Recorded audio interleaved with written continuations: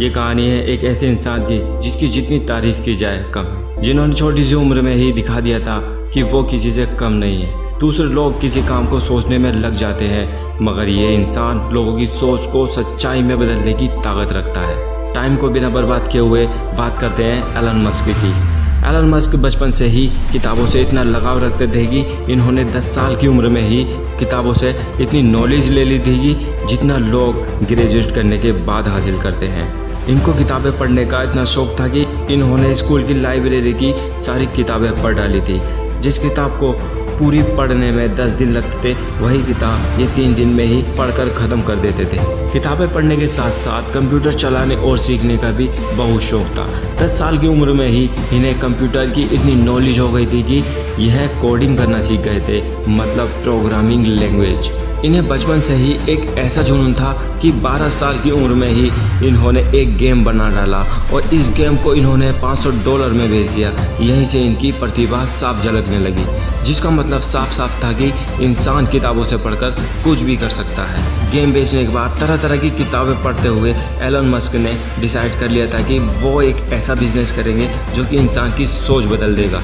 सबसे पहले इन्होंने अगस्त 1995 में अपने भाई के साथ Zip2 नाम की एक सॉफ्टवेयर कंपनी शुरू की, जिसे इन्होंने कॉम्पैक्ट को $307 मिलियन में बेच दिया।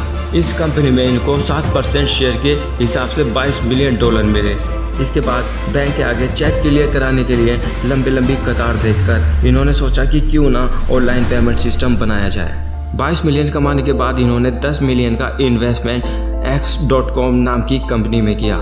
1 साल बाद यह कंपनी कॉन्फिनिटी नाम की एक कंपनी के साथ जुड़ गई, जो कि मनी ट्रांसफ़र सर्विस देती थी, जिसे आज हम पेपल के नाम से जानते हैं। इस कंपनी को भी इन्होंने eBay को $15 बिलियन में बेच दिया। एलन मस्क पेपल के सबसे बड़े शेयर होल्डर थे, जिसकी वजह से इन्हें $165 मिलियन मिले। इतना पैसा कमाने के बाद कोई भी इंसान अपना जीवन आसानी से बिता सकता था, मगर ये इंसान नहीं रुका। ये अच्छी तरह जानते थे कि बिजनेस कैसे किया जाता है। इनके दिमाग की बात करूं तो यह किसी जीनियस से कम नहीं है।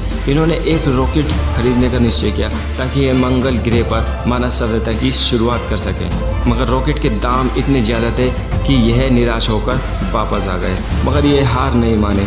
इन्होंने हर कंपनी छान दी जहाँ पर रॉकेट के पार्ट्स बनाए जाते थे और असेंबल किए जाते थे। अलग अलग कंपनियों में जाकर इन्होंने सारी जानकारी इकट्ठा कर ली थी। इन्होंने कुछ दिनों बाद कैलकुलेट किया तो जो रॉकेट इन्हें 8 मिलियन का पड़ रहा था, वही कम बजट में तैयार हो सकता था। फिर क्या था, जनाब ने अपनी ही कंपनी तैयार कर ली, जिसे SpaceX नाम दिया गया। एलन मस्क कहते हैं, जो काम आप करना चाहते हो, सबसे पहले आपको मानना होगा कि यह काम आप कर सकते हो, वरना आप कुछ भी नहीं कर सकते। जिद्दी होना भी ज़रूरी है। आपको तब तक हार नहीं माननी चाहिए जब तक आप हार मानने को मजबूर ना हो जाओ। आपको कुछ कर गुजरना है तो आपको बहुत मोटिवेट होना पड़ेगा, वरना हमेशा खुद को ही दुखी करते रहोगे। और जो सबसे अच्छी बात जो एलन मस्क कहते हैं कि आप जो सबसे अच्छी चीज़ बना सकते हो, उसे बनाने में आपको जी जान लगा देनी होगी और उसमें वह चीज़ देखिए जो गलत है और उसे दूसरी बार और बेहतर बनाइए। अपने दोस्तों से उसके बारे में नेगेटिव फीडबैक लीजिए, जिसकी वजह से आपको पता लगेगा कि आपने कहाँ गलती की है। ये वीडियो बनाने का मकसद सिर्फ इतना ही था कि सोचना है तो बड़ा सोचो। तो दोस्तों, आज की वीडियो में बस इतना ही था। मिलता हूँ अगली वीडियो में एक नई मोटिवेशन स्टोरी के साथ।